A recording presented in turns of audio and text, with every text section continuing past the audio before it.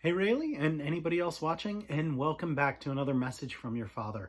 So today we are shifting gears in a really good way. We're getting away from Judges, away from the really dark times there, and we're looking briefly at the story of Ruth. And I say briefly because it is a 4-chapter book, and that's it. It's 4 simple chapters, but within that we'll see a lot of content. Now, keep in mind, this is coming off of that really violent interaction that the Israelites had with their brothers, the Benjamites. But in here, we're going to see the story of Ruth, of Naomi, her mother-in-law, and then also Boaz, who is her kinsman redeemer.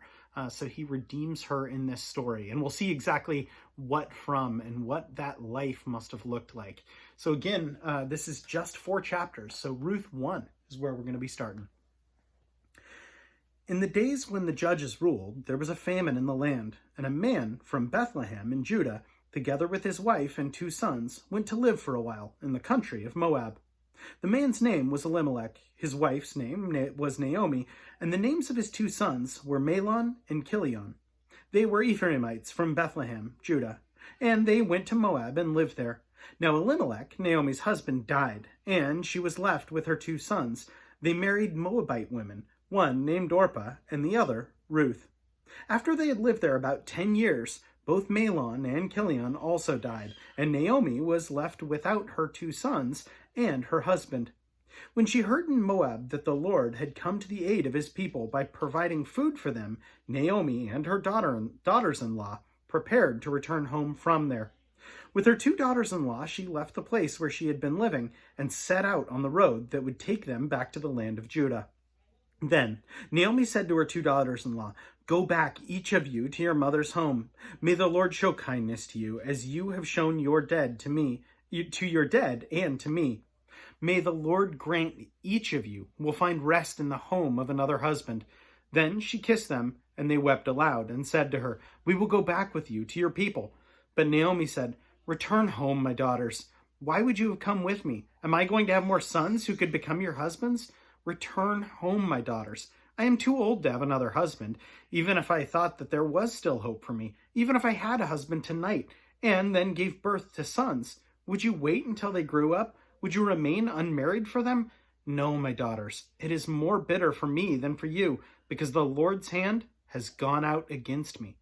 At this they wept again. Then Orpah kissed her mother goodbye, but Ruth clung to her.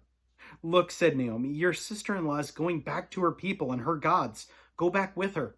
But Ruth replied, "Don't urge me to leave you or turn back from you. Where you go, I will go, and where you stay, I will stay. Your people will be my people, and your God, my God. Where you die, I will die, and there I will be buried. May the Lord deal with me, be it ever so severely, if anything but death separates you and me." When Naomi realized that Ruth was determined to go with her, she stopped urging her. So the 2 women went on until they came to Bethlehem. When they arrived in Bethlehem, the whole town was stirred because of them, and the women exclaimed, "Can this be Naomi?" "Don't call me Naomi," she told them. "Call me Mara, because the Almighty has made my life very bitter.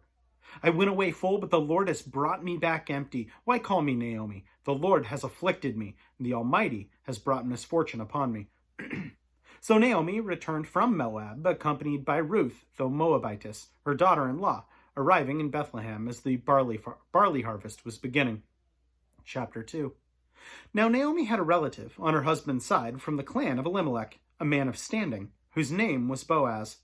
And Ruth, the Moabitess, said to Naomi, "Let me go to the fields and pick up the leftover grain behind anyone else in whose eyes I find favor." Naomi said to her daughter, "Go ahead, my daughter." So she went out and began to glean in the fields behind the harvesters. As it turned out, she found herself working in a field belonging to Boaz, who was from the clan of Elimelech. Just then Boaz arrived from Bethlehem and greeted the harvesters. "The Lord be with you." "The Lord bless you," they called back. Boaz asked the foreman of his harvesters, "Whose young woman is that?" The foreman replied, "She is the Moabitess, who came back from Moab with Naomi. She said, 'Please let me glean and gather among the sheaves behind the harvests.' She went into the field and has worked steadily from morning until now, except for a short rest in the shelter." So Boaz said to Ruth, "My daughter, listen to me. Don't go and glean in another field, and don't go away from here. Stay here with my servant girls. Watch the field where the men are harvesting, and follow along after the girls. I have told the men not to touch you, and whenever you are thirsty, go and get a drink from the water jars the men have filled." At this, she bowed down with her face to the ground. She exclaimed, "Why have I found such favor in your eyes that you notice me, a foreigner?" Boaz replied, "I have been told about all what you have done for your mother-in-law since the death of your husband, how you left your father and mother and your homeland and came to live with the people you did not know before. May the Lord repay you for what you have done. May you be richly rewarded by the Lord, the God of Israel, under whose wings you have come to take refuge." "May I continue to find favor in your eyes, my lord," she said. "You have given me comfort and have spoken kindly to your servant, though I do not have the standing of one of your servant girls." At mealtime, Boaz said to her, "Come over here, have some bread, and dip it in the wine vinegar." So she sat down with the harvesters. He offered her some roasted grain.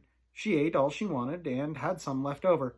As she got up to glean, Boaz gave orders to his men. "Even if she gathers among the sheaves, don't embarrass her. Rather, pull out some of the stalks for her from the bundles and leave them for her to pick up, and don't rebuke her." So Ruth gleaned in the field until evening. Then she threshed the barley she had gathered, and it amounted to about an ephah. She carried it back to town, and her mother-in-law saw how much she had gathered. Ruth also brought out and gave her what she had left over after she had eaten enough. Her mother-in-law asked her, "Where did you glean today? Where did you work? Blessed be the man who took notice of you." Then Ruth told her mother-in-law about the one at whose place she had been working. "The name of the man I worked with today is Boaz," she said. "The Lord bless him," Naomi said to her daughter-in-law. "He has not stopped showing his kindness to the living and the dead." She added, "That man is our close relative. He is one of our kinsman redeemers." Then Ruth the Moabitess said, "He even said to me, 'Stay with my workers until they finished harvesting all my grain.'" Naomi said to Ruth, her daughter-in-law, "It will be good for you, my daughter, to go with his girls, because in someone else's field you might be harmed." So Ruth stayed close to the servant girls of Boaz to glean until the barley and wheat harvests were finished, and she lived with her mother-in-law. Chapter 3. One day, Naomi, her mother-in-law, said to her, "My daughter, should I not try to find a home for you, where you will be well provided for? Is not Boaz, with whose servant girls you have been known, a kinsman of ours? Tonight he will be winnowing barley on the threshing floor. Wash and perfume yourself, and put on your best clothes. Then go down to the threshing floor, but don't let him know you are there until he has finished eating and drinking. When he lies down, note the place where he is lying. Then go and uncover his feet and lie down. He will tell you what to do." "I will do whatever you say," Ruth answered. So she went down to the threshing floor and did everything her mother-in-law told her to do. When Boaz had finished eating and drinking and was in good spirits, he went over to lie down at the far end of the grain pile. Ruth approached quietly, uncovered his feet, and lay down. In the middle of the night, something startled the man, and he turned and discovered a woman lying at his feet. "Who are you?" he asked. "I'm your servant, Ruth," she said. "Spread the corner of your garment over me, since you are a kinsman redeemer." "The Lord bless you, my daughter," he replied. "The kindness is greater than that which you showed earlier. You have not run after the younger men, whether rich or poor. And now, my daughter, don't be afraid. I will do for you all you ask. All my fellow townsmen know that you are a woman of noble character. Although it is true that I am near of kin, there is a kinsman redeemer nearer than I. Stay here for the night, and in the morning, if he wants to redeem, good, let him redeem. But if he is not willing, as surely as the Lord lives, I will do it. Lie here until morning." So she lay at his feet until morning, but got up before anyone could be recognized. And he said, "Don't let it be known that a woman came to the threshing floor."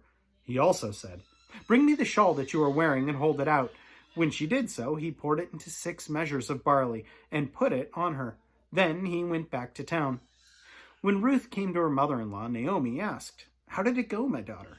Then she told her everything Boaz had done for her, and added, "He gave me these 6 measures of barley, saying, 'Don't go back to your mother-in-law empty-handed.'" Then Naomi said, "Wait, my daughter, until you find out what happens, for the man will not rest until the matter is settled today." Chapter 4. Meanwhile, Boaz went up to the town gate and sat there. When the kinsman redeemer he had mentioned came along, Boaz said, "Come over here, my friend, and sit down." So he went over and sat down. Boaz took 10 of the elders of the town and said, "Sit here," and they did so. Then he said to the kinsman redeemer, "Naomi, who has come back from Moab, is selling the piece of land that belonged to her brother Elimelech. I thought I should bring the matter to your attention and suggest that you buy it in the presence of these seated here, and in the presence of the elders of my people. If you will redeem it, do so. But if you will not, tell me, so I will know, for no one has the right to do it except you, and I am the next in line." "I will redeem it," he said. Then Boaz said, "On the day that you buy the land from Naomi and from Ruth the Moabitess, you acquire the dead man's widow, in order to maintain the name of the dead, with his property." At this, the kinsman redeemer said, "Then I cannot redeem it, because I might endanger my own estate. You redeem it yourself. I cannot do it." Now, in earlier times of Israel, for the redemption, the transfer of property, to become final, one party took off his sandal and gave it to the other. This was the method of legalizing transactions in Israel. So the kinsman redeemer said to Boaz, "Buy it yourself," and he removed his sandal. Then Boaz announced to the elders and all the people, "Today you are witnesses that I have bought from Naomi all the property of Elimelech, Chilion, and Mahlon. I have also acquired Ruth the Moabitess, Mahlon's widow, as my wife, in order to maintain the name of the dead with his property, so that his name will not disappear from among his family or from the town records. Today you are witnesses." Then the elders and all those at the gate said, "We are witnesses. May the Lord make the woman who is coming into your home like Rachel and Leah, who together built up the house of Israel. May you have standing in Ephraim and be famous in Bethlehem, through the offspring the Lord gives you by this young woman. May your family be like that of Perez, whom Tamar bore to Judah." So Boaz took Ruth, and she became his wife. Then he went into her, and the Lord enabled her to conceive, and she gave birth to a son. The woman said to Naomi, "Praise be to the Lord, who this day has not left you without a kinsman redeemer. May he become famous throughout Israel. He will renew your life and sustain you in your old age. For your daughter-in-law, who loves you, and who is better to you than 7 sons, has given him birth." Then Naomi took the child, laid him in her lap, and cared for him. The woman living there said, "Naomi has a son," and they named him Obed. He was the father of Jesse, the father of David. This, then, is the family line of Perez. Perez was the father of Hezron, Hezron the father of Ram, Ram the father of Amminadab, Amminadab the father of Nahshon, Nahshon the father of Salmon, Salmon the father of Boaz, Boaz the father of Obed, Obed the father of Jesse, and Jesse the father of David. So again, it's a quick read. It's a really quick book, and yet there's so much that happens in it. And it's really interesting because when you look at what happens here, what it comes down to is Ruth was not a part of God's chosen people. She made a choice to follow Naomi. And in this case, Naomi said, "Hey, notice Boaz. He is one of our kinsman redeemers. Pursue him." She makes that choice to pursue him. Naomi doesn't force her to do that. That's something that Ruth decides to do. Beyond that, we see Boaz redeeming Ruth and then committing to her a life. Now, if that sounds interesting or familiar, it absolutely should. I mean, that's no different than who we are to Christ as well, right? Recognizing that we are not part of God's chosen people, unless you're Jewish. I mean, the Israelites are God's chosen people. And as a Gentile, I am not part of that. I don't have the claim to God that they do. And yet, I can make a choice to follow Christ, who bridged that gap for us. And now, thanks to Christ, all Gentiles can come to him. But it does require coming to Christ and therefore having that redeemed life. So that story of Ruth is infinitely deeper than I could even begin to give it credit for. But my prayer for you, Rayleigh, even as you're fussy eating dinner right now, my prayer for you is that you recognize what you have in Christ. Recognize that the doors are open and available to you to follow Christ and to follow God now because of Christ's sacrifice. And that is no small thing at all. In fact, we see Boaz, basically, he's like, "Hey, I'm not going to put this off." He runs, he sprints to make sure that that union will happen. And as long as we open that to Christ and continue to pursue Christ, that's exactly what he does for us. He gives us that redemption through his blood. And so my prayer for you is that you recognize exactly what we have in that. Know that I love you and I'm praying for you so much. And anyone else watching, know that I appreciate you so much as well. And I'll plan on seeing you tomorrow. Have a good one.